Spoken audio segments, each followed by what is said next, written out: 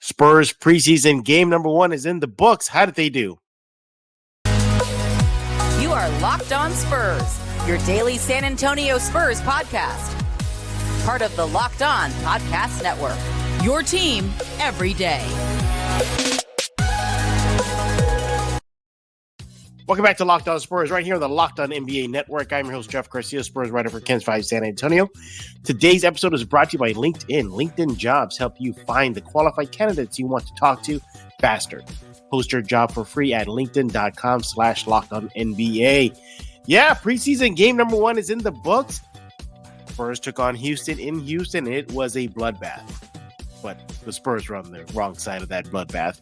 We're going to go into what were some of the impressions, get into some specific numbers, overall thoughts, who stood out, who didn't stand out, and we got some time to go over some news and notes. Who was helping me recap last night's game? He's back, everybody. Rudy Campos will sweep the league. Rudy, welcome back.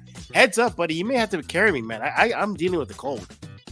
Yeah, I've been a part of Locked On Spurs for a while now. If I need to carry you, I got muscles now, Jeff. I lost a lot of weight, so I can carry. Yeah, I got a little bit more muscle now. Well, you've been losing a lot of weight, so you definitely have the stamina to do that. Make sure to follow him on Twitter at Sweep the League, and let's go and dive right into it. Rudy, look, before we get into the the disaster in Houston, let's just couch it by saying it was a preseason game. You had a lot of the rookies did play. Spurs did not have Primo. Spurs did not have Keldon Johnson. So there it is. So with all that together, it was not fun if you're a Spurs fan. The Spurs lost big in Houston, 134-96. Yeah, you heard that right, 134-96. Before we get into specific box number stuff, let's dive into our overall thoughts. Start off with you, Rudy. What are some overall takeaways you got from last night's loss? You know, it's hard to take away some positives. I mean, there were a couple of positives as far as the team goes. But, you know, overall wise, I mean, you saw the rust completely from the start of the game. They were down 30-17 at the end of the first quarter.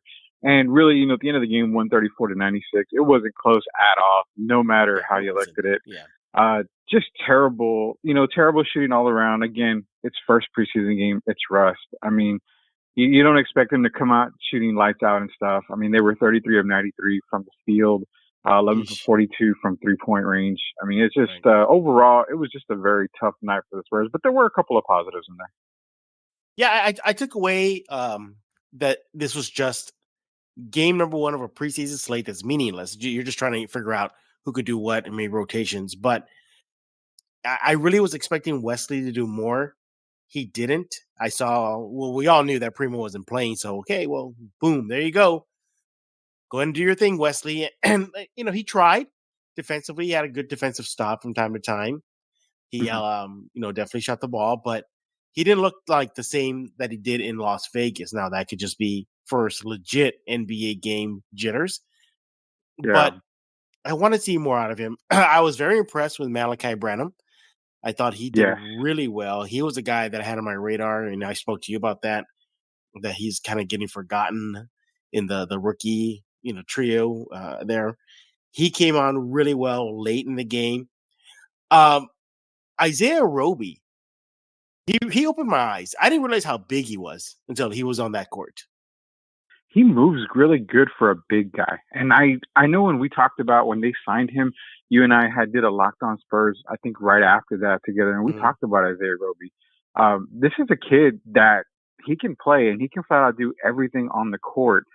He was 2 of 4 from threes. I mean, 5 of 8 from the field, 12 points. I mean, you're looking at 5 boards. He got a little bit of stats everywhere, sprinkled everywhere on the stat line.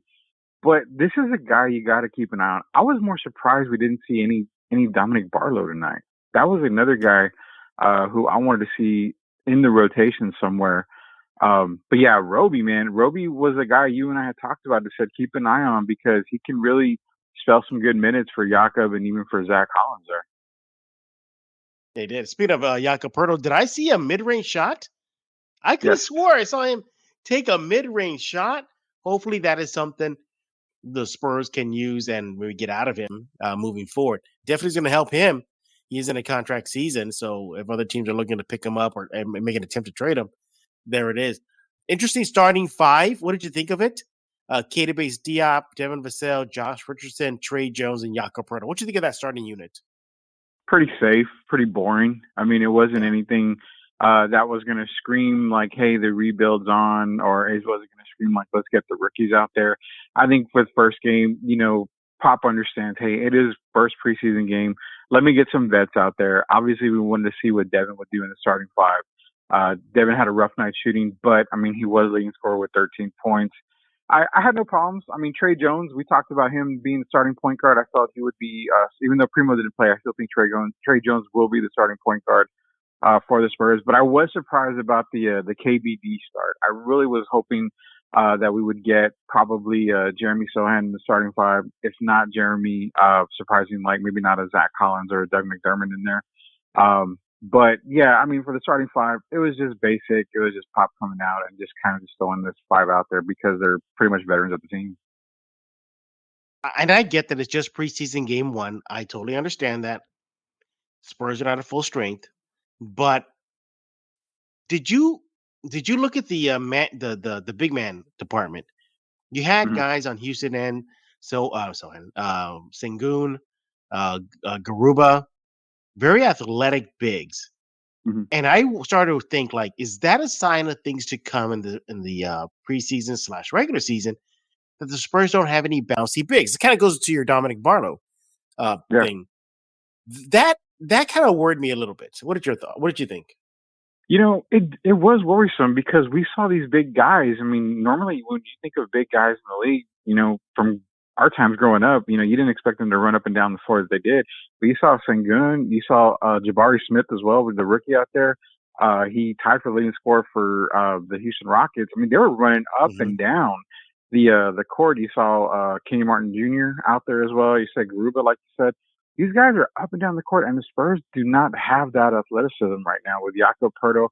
And it's safe to say even Zach Collins he's lost a step because of injury too. So not getting guys like Dominic Barlow out there and really showing what he can do, even Elise Johnson. I mean, some of these guys I was expecting to get really big minutes because of the youth there.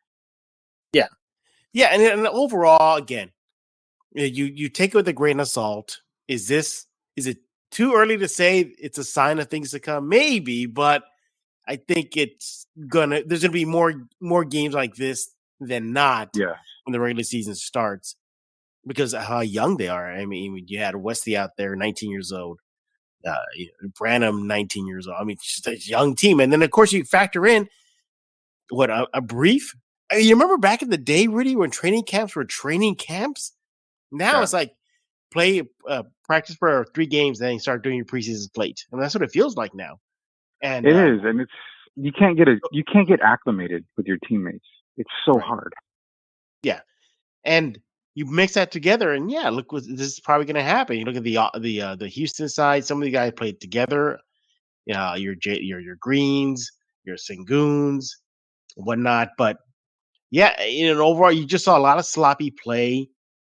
I know we're going to go into specifics in a while, but 10 plus turnover, 18, I believe they had the Spurs. But that's just a sign of this team is not on the same page yet. You have to factor this in too.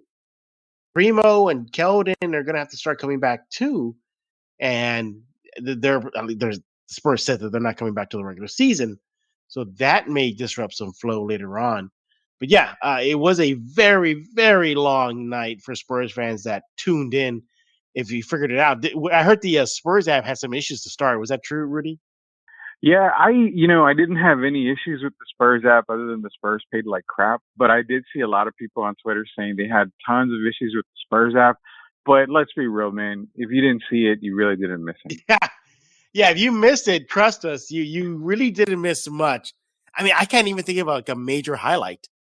I can't at all. Okay, there's one play that really stood up in my mind, and it was in the second quarter. Jeremy Sohan had entered the game. He was guarding Jabari Smith, and I think Sohan was guarding Smith. Smith was cutting the basket, and I think Sohan kind of gave him a little nudge, and Jabari really elbowed him in the back, pushed him down, and it kind of got me like, wait a minute, Jeremy didn't do anything at all. Didn't stand up and fight. Didn't go at him. And I'm like, man, I hope that's not things like a sign to come where Jeremy doesn't have that dog in him, because you really got to be a mentally tough player. And I hope he's not a cool cat to where he just says, "Oh, I got hit, no big deal." Well, we'll definitely find out because the Spurs continue their preseason slate after the game in Houston. And one thing I did like too is once the game was out of hand, Vassell sat. Like you didn't see him at all. He was done for the whole night, and I like that. And that's how bad it was. He didn't play for the bulk of the game, but he still led the team in scoring. But we're going to dive into the box score and do a few takeaways from the numbers. What do they tell us and more? But before we do that, I want to talk to you about LinkedIn. Yeah, LinkedIn. These days, every new potential hire can feel like a high stakes wager for your small business. You don't want to be 100%, well, you want to be 100% certain that you have access to the best qualified candidates available. That's why you have to check out LinkedIn Jobs. LinkedIn Jobs helps find the right people for your team faster and free. Look, I've used LinkedIn whenever I need to find a new job or even a side gig or just whatever. You got to go to LinkedIn. Very easy to use. I've never had any issues with it. And they send you alerts. That's what I love about it. They give you an alert of the type of field you're looking at.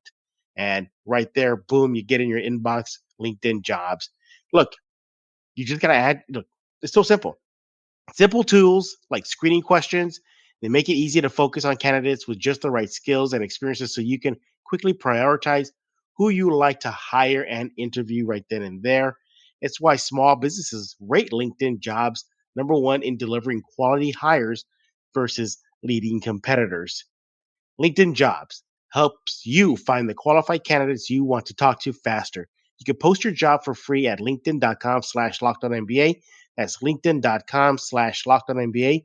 Post your job for free. Terms and conditions apply.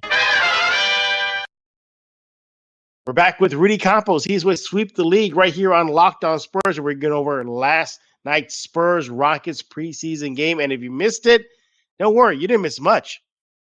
Rudy, you talked about the one highlight was the Sohan push.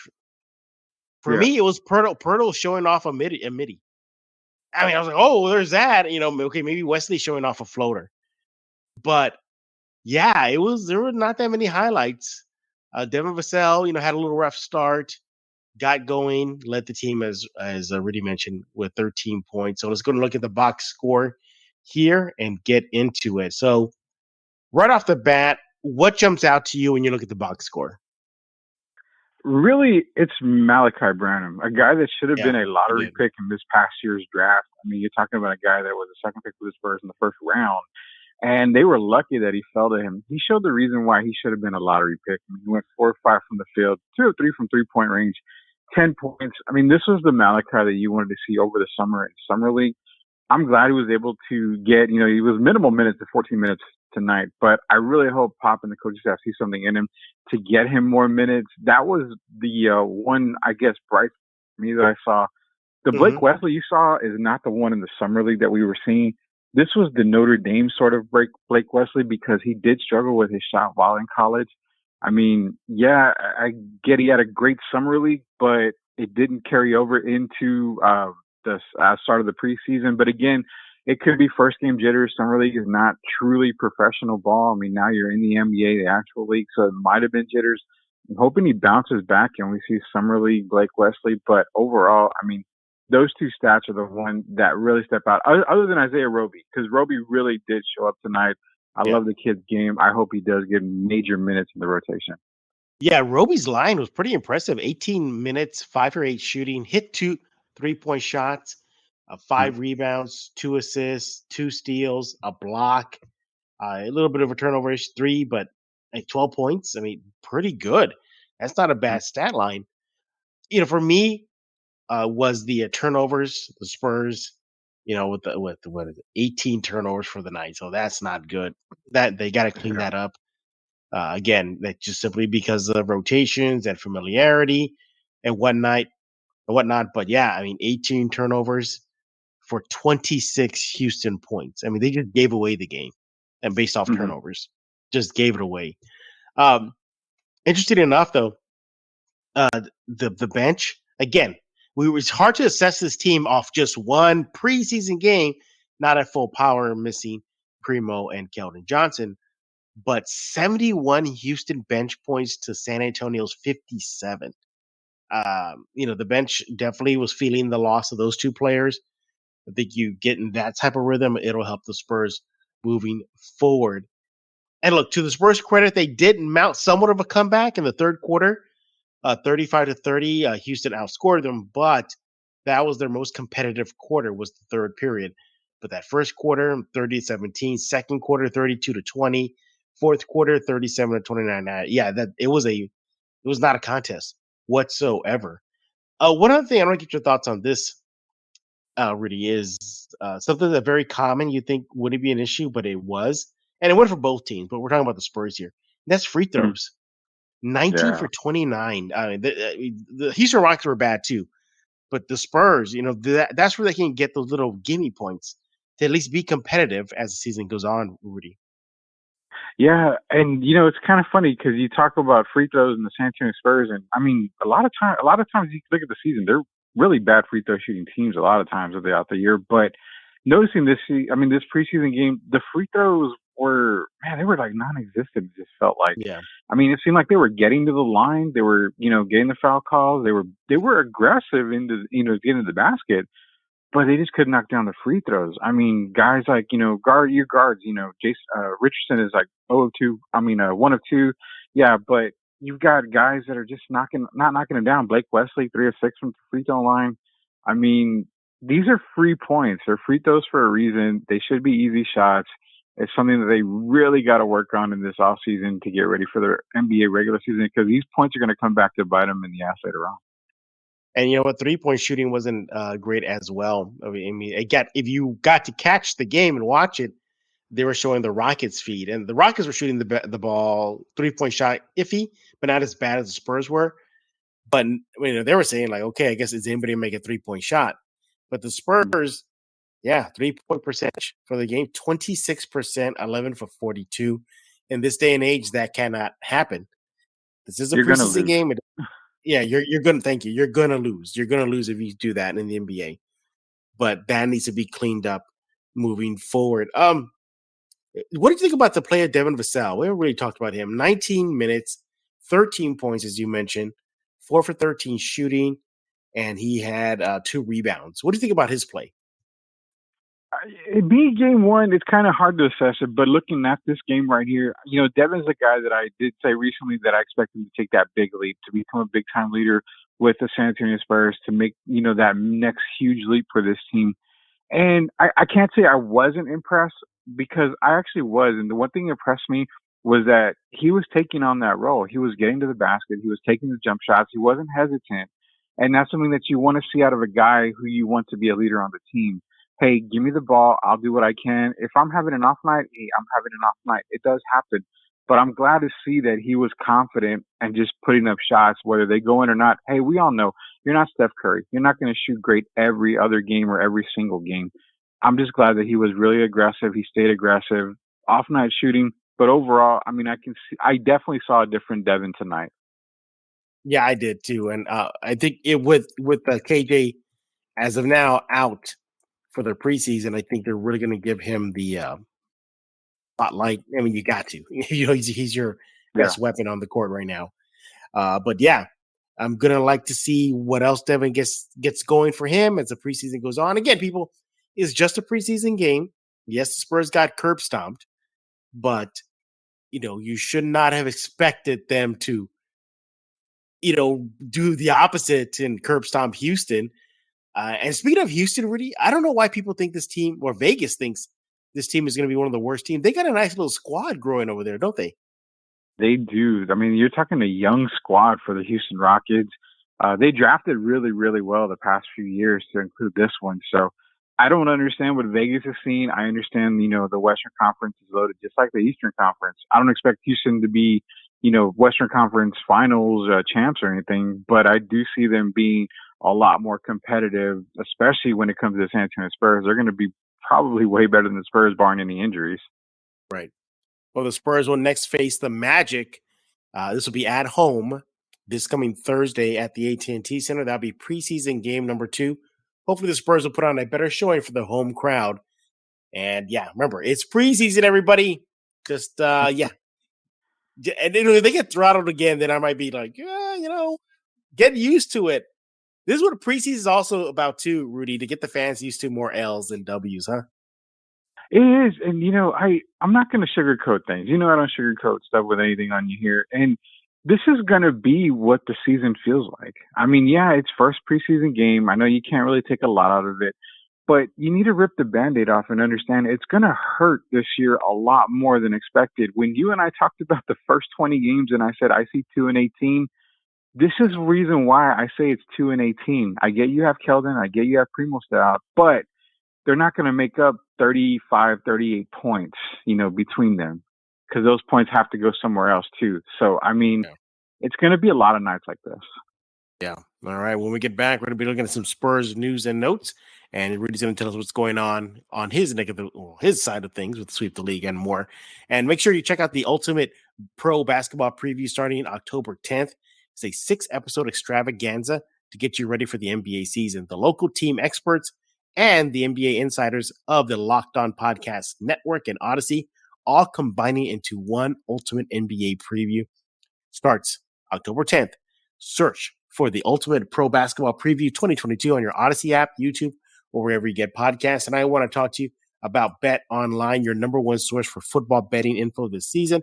You can find all the latest player developments, team matchups, news, podcasts, and in-depth articles and analysis on every game you can find. As always, BetOnline remains your continuous source for all your sports wagering information with live betting and up-to-the-minute scores for every sport out there. The fastest and easiest way to check in all your favorite games and events, including MLB, MMA, boxing, and golf. And who knows, Rudy, Vegas is probably going to update the win total line for the Spurs soon based on the performance in preseason game number 1. Maybe that line goes a little lower than 23.5. But yeah, go check it out at betonline.net. Head to betonline.net right now. You get yourself a mobile device. Go check it out. BetOnline, where the game starts. We're back with Rudy Campos right here on Locked On Spurs. He's going to sweep the league. We're going to go over some Spurs news and notes right now. So, Rudy, I think everybody knows by now. I don't think we mentioned it here that the Spurs hired Candace Dupree, WNBA star, former player, to be on the coaching staff. Pop was asked about this during a recent training camp, and he said he didn't want to go down that rabbit hole. I just hired her because she's a woman and blah, blah, blah. And he said, no, we hired her based on her talent, her basketball IQ, and she's on board. So good hire overall, Rudy? Very good hire. I mean, Candace Dupree has a very, very huge basketball IQ. She was a great player, especially in the WNBA. It's a fantastic hire. She knows the game of basketball. Yeah, I felt everybody saying, well, the reason why is because, Becky went to Las Vegas, so they kind of got grief over that, so they got to hire a woman back. No, it has nothing to do with that. She has the qualifications. She's got, probably the same qualifications as Becky had when she was coming into the league and starting off with the Spurs. So fantastic hire. I mean, look around. You've got, women like Dawn Staley, too, who's out there, who's going to get a look at the NBA. They're going to come calling for her, too, pretty soon. So definitely great hire by the Spurs. Candace Dupree, welcome to the San Antonio Spurs coach staff. Absolutely. Another Spurs news. Former NBA player Reggie Hearn is retiring to accept a job in the San Antonio Spurs scouting department. This is from ESPN's Adrian Wojnarowski. He was a USA male basketball athlete of the year in 2018. Helped FIBA America Cup gold medal team in 2017.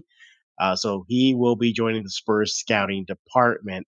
And other Spurs news, Isaiah Roby recently spoke with the media following a training camp session, saying that his grandfather was the reason why he got into the Spurs as a kid, because his grandpa, I was going to make you feel old, Rudy, was watching the Spurs winning titles back in the Tim Duncan era. What? Read that exactly. One more time. What? Exactly.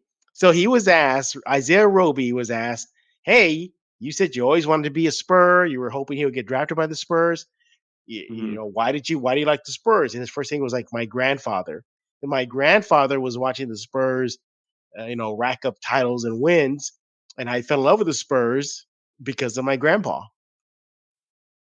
Oh wow. I know. Yikes. Makes you feel I, old. I'm gonna go get a walker now. Thanks. Exactly. Yeah. If you want to check out that interview, go check it out at cans5.com/Spurs. And well, it's time to give the mic over to Rudy. Tell us what's going on with Sweep the League. Yeah, man, Sweep the League. A lot of NFL news. I hate it because I have to talk about Cowboys now week in and week out because they're winning, and the staff loves talking about Cowboys, so kind of makes me cringe. But we're talking NFL. Spurs season kicking off. We're keeping it real, letting you know, hey, it's going to be a tough season. We're here to guide you and help you. We've got plenty of tissues that were donated by Kleenex, so we'll get you through the San Antonio Spurs season. And Jeff, we gotta let them know, man. We're working on a nerd podcast with you and a couple of other people. This is going to be epic. So that'll be announced here pretty soon. Awesome. I did forget one piece of Spurs news. I think is very important as well. The Spurs are having a blood drive in conjunction with the South Texas Blood and Tissue Center.